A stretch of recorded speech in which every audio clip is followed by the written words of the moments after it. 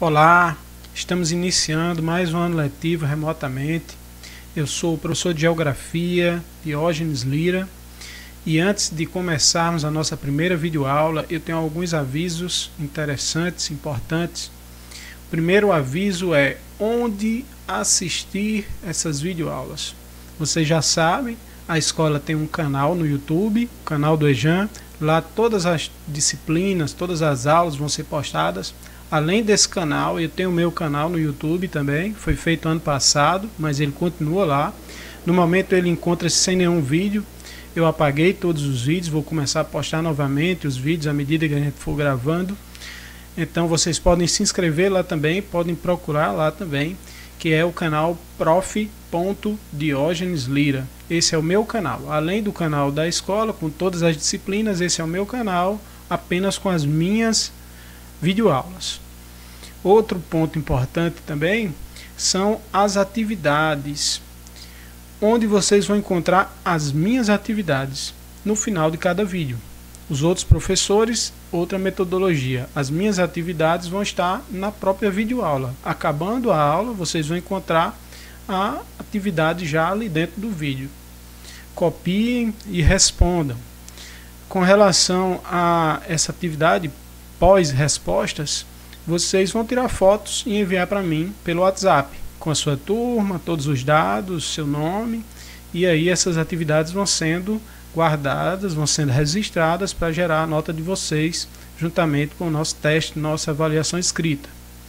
Nós vamos ter também a questão dos conteúdos, outro ponto importante.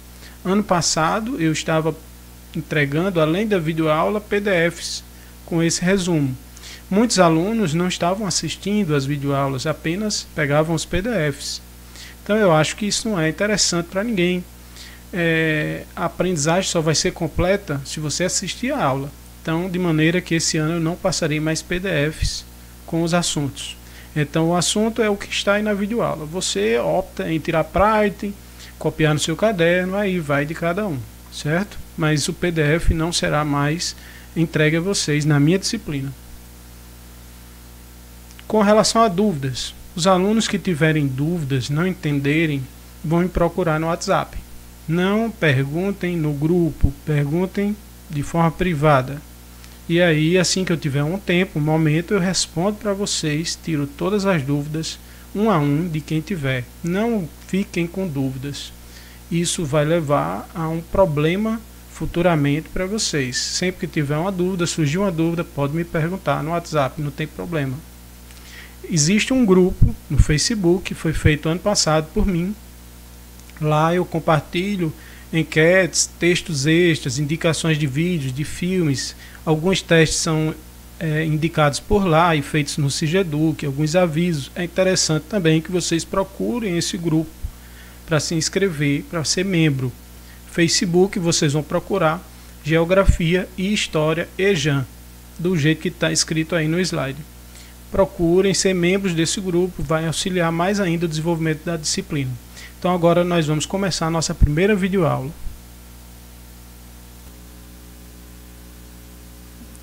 Então vamos iniciar nossa primeira videoaula de Geografia no 6º ano.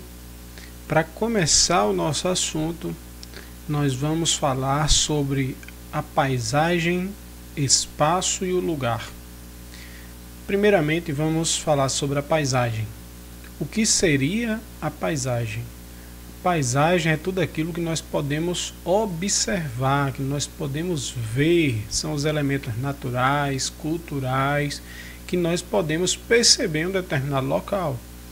Imagine que você está fazendo uma viagem de carro, de ônibus, e pela janela você vai observando as matas, os morros, as rochas, entra numa cidade, observa a cidade, como ela vai mudando, sai da cidade e volta para a natureza. Então, tudo que você visualizou é paisagem, não é? Então, a paisagem é o que nós podemos observar, o que nós vemos. E a paisagem ela pode ser natural ou artificial, também chamado de cultural, né? Os elementos naturais são aqueles que existem na natureza, independente do homem. são as formas do relevo, né? As montanhas, as serras, os planaltos, as planícies, os rios, os lagos, os oceanos, a hidrografia, né? Também a vegetação, tem uma região que tem um tipo de vegetação, outras têm outro diferente. Então esses elementos naturais que existiriam, dependente do ser humano, são a paisagem natural. Nós temos também os elementos culturais ou artificiais, que será a paisagem artificial. Esse é o que o homem cria, que o homem coloca a mão dele, né? São as casas, os prédios, as pontes, as rodovias, as plantações, tudo que o homem constitui. Então isso é paisagem, certo? A paisagem, ela está em constante transformação, tanto a natural como a artificial, sempre se transformando.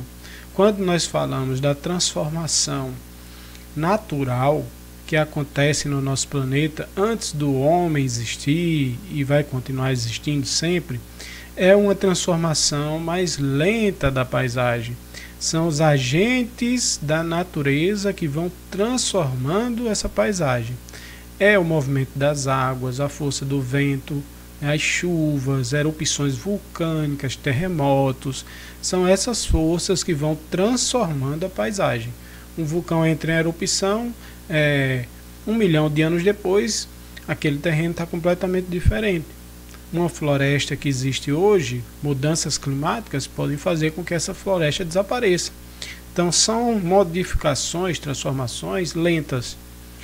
Nós temos também a ação de nós, seres humanos. Essa é uma ação mais rápida na paisagem, né? O homem ele pode desmatar uma floresta inteira para usar madeira, para construir ali, plantar uma plantação, criar gado. O homem vai expandindo as cidades, a cidade vai crescendo para onde? Para dentro das florestas. Isso vai transformando a natureza, a mineração, né? Então existe essa transformação bem mais rápida da paisagem, que é o que o homem provoca. Se você prestar atenção em uma cidade, pegar fotos antigas de Bom Jesus de 50 anos atrás, você vai perceber que a cidade era bem diferente do que é hoje. Então é uma transformação que o ser humano vai provocando. Nós temos os efeitos dessa transformação na paisagem. Aqui vamos falar apenas dos efeitos provocados pela ação do homem. Os efeitos negativos são imensos. Nós podemos falar da poluição, né, da degradação do meio ambiente, da devastação das matas, das florestas, dentro das grandes cidades, o trânsito terrível que nós encontramos, as mudanças no clima, né, as perdas de áreas históricas que vão sendo devastadas, vão sendo destruídas. Então aí vocês têm algumas imagens que mostram esses terríveis efeitos que a transformação que o homem vai provocando na paisagem pode trazer. Vamos ver um videozinho agora para complementar esse assunto e entender melhor.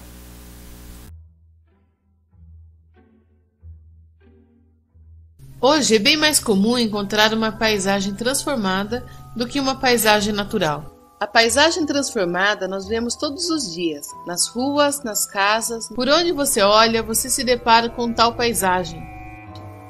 Tudo porque, com o passar dos anos, as construções foram sendo feitas no lugar da natureza. Veja esse exemplo. Mesmo em áreas mais remotas, como o Polo Norte, temos um modelo para explicar. Alguém aqui sabe que paisagem é essa? É uma paisagem natural, Dorinha. Por quê? Porque ela só tem elementos naturais, nesse caso as geleiras e o mar. E se olharmos assim, como fica a paisagem? Assim ela é uma paisagem transformada por causa do iglu do esquimó. Agora um exemplo típico do interior do Brasil.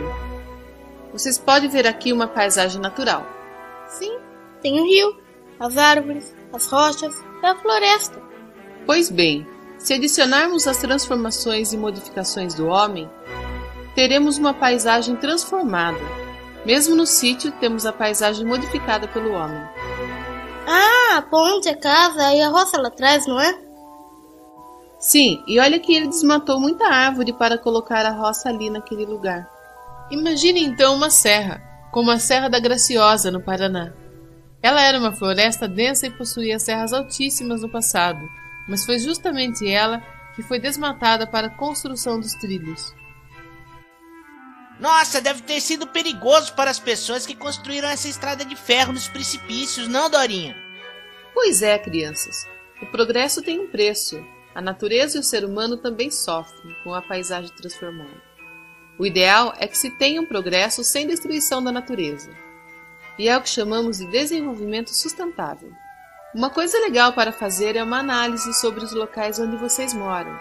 Procure falar com alguém que conhecia a sua rua ou algum lugar que você conhece hoje e saber como era antes.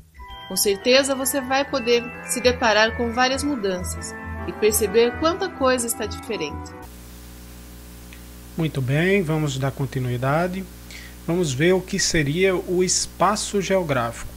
Quando nós juntamos a paisagem natural com a paisagem humana, a ação do homem, os dois juntos, nós temos o espaço geográfico. Então ali é onde se desenvolve os fenômenos sociais e naturais juntos. A paisagem natural mais a paisagem artificial, juntos nós temos o que chamamos de espaço geográfico. Temos também o lugar. O que seria o lugar?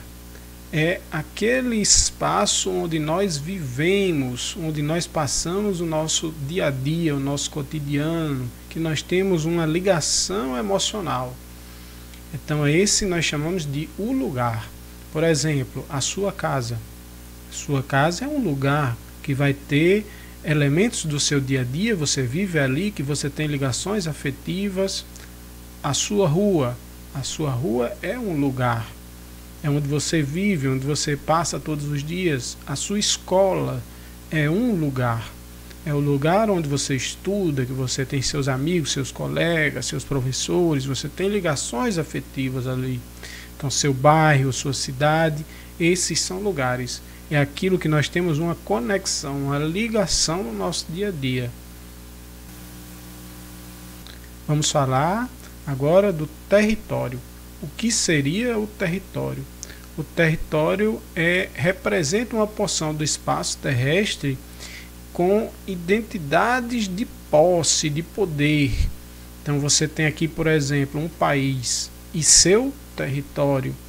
Aquele país tem o seu governante, tem o seu exército, tem as suas políticas, as suas leis. É um território, relações de poder que defendem aquele território. Então você tem o território nacional de um país, você tem o território estadual, um estado, o estado do Rio Grande do Norte, por exemplo, é aquele território. Você tem o município, o território do município de Bom Jesus.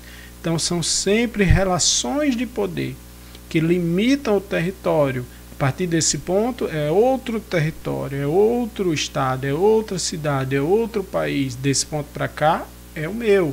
Então são relações de poder que limitam o território. Vamos falar sobre as regiões. Na geografia, a região é uma parte do espaço geográfico contínua ou não, que apresenta uma ou um conjunto de características comuns. Então são áreas que vão ter as mesmas características.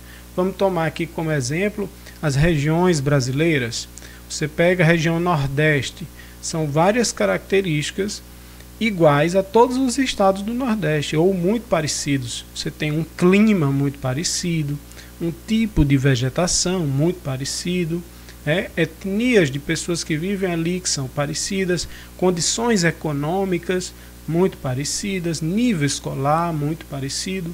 Quando você vai para a região Sudeste, na cor vermelha no mapa, você já percebe que ali você tem outras características, é outro tipo de clima, é bem mais frio, é outro tipo de vegetação, é outro tipo de relevo. Você tem um processo de industrialização muito mais forte lá. Então a região ela vai ser baseada nas características próximas, comuns, dando formato àquela região. Vamos falar agora sobre a orientação e localização.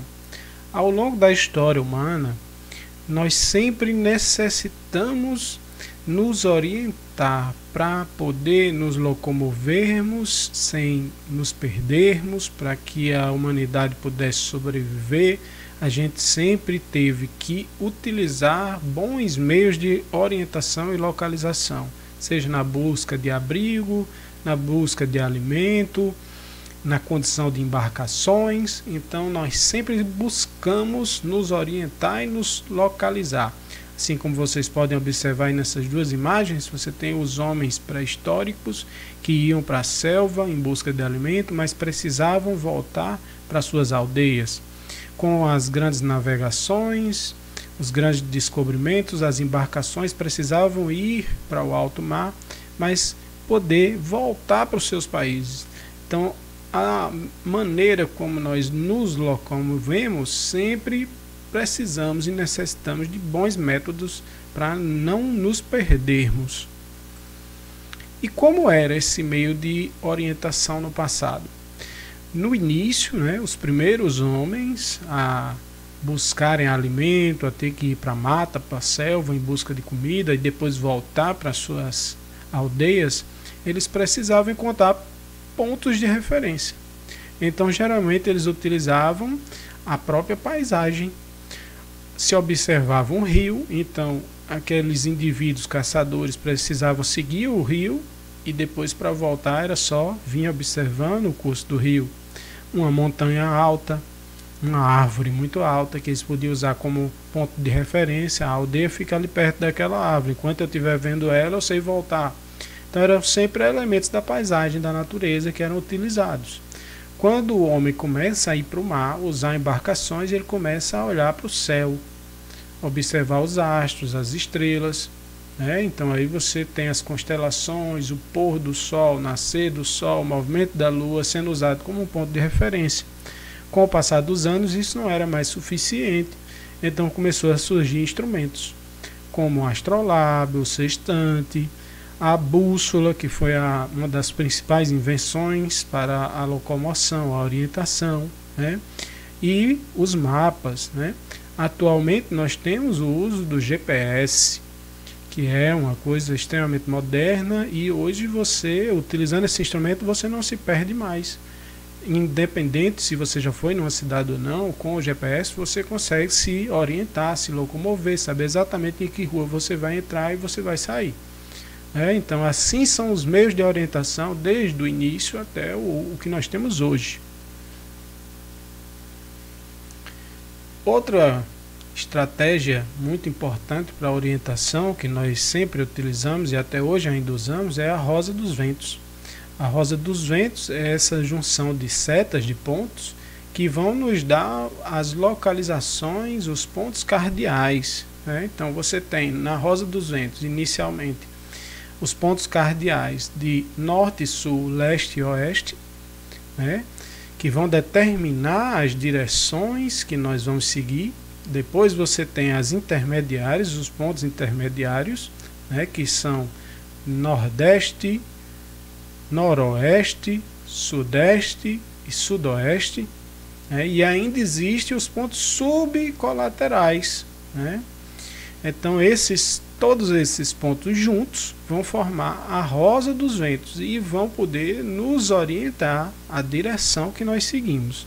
Então até mesmo o novíssimo e moderno GPS utiliza a rosa dos ventos para se orientar.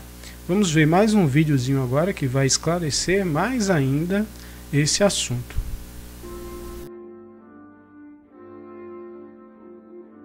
Crianças, hoje vamos falar de localização. Hoje vamos conhecer os pontos cardeais. Como todos sabem, a Terra é dividida em dois hemisférios, que se dividem em duas partes iguais. São os hemisférios norte e sul. Somando-se isso à dinâmica de rotação da Terra, foram criados pontos de orientação e direção fundamentais denominados pontos cardeais. Os pontos cardeais são 4: norte, sul, leste e oeste. O norte aponta em direção ao polo norte da Terra e possui dois principais sinônimos que são setentrional e boreal. Por essa razão, quando alguém fala sobre a aurora boreal, Dá-se a entender que esse fenômeno ocorre no polo norte do planeta. O ponto cardeal sul marca o polo sul da Terra e possui como sinônimos meridional e austral. O ponto cardeal leste é o que chamamos de Oriente. Essa denominação é devida ao local onde o Sol nasce, já que a Terra se movimenta de oeste para leste. Ficou a impressão do movimento aparente do Sol. Dessa forma, entende-se o porquê de dizer comumente que o Japão é a terra do Sol nascente, já que o país fica no Oriente. Na época das grandes navegações, os navegantes utilizavam ferramentas para se localizarem, como o astrolábio e a bússola. Também seguiam as referências das estrelas. Com a tecnologia, temos o GPS, que significa Global Position System, que nos dá com exatidão a localização com referências ligadas diretamente a satélites.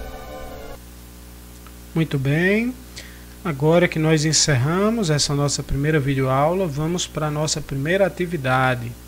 Então vocês vão copiar no caderno de vocês, escrevam, não esqueçam de escrever esse cabeçalho: Escola Estadual João Alves de Melo, disciplina Geografia, professor Diógenes Lira, turma 6º ano, coloque a sua turma, se é A, se é B, né? Aluno, não esqueça de colocar o seu nome. E aí vamos, primeira atividade. Primeira questão, vocês vão fazer o seguinte: com base na primeira videoaula, no que nós vimos até aqui, descreva o que é paisagem, descreva o que é lugar e descreva o que é região. Se a videoaula não foi o suficiente, pesquise no seu livro. Se você não tem o livro, pesquise na internet. Questão 2. Qual a importância de termos bons métodos de orientação? Aqui vocês vão escrever o que vocês entenderam. 3. Como eram os métodos de orientação no início da civilização humana? Então é isso. Essa atividade é para auxiliar vocês o entendimento. Bons estudos e boa sorte a todos.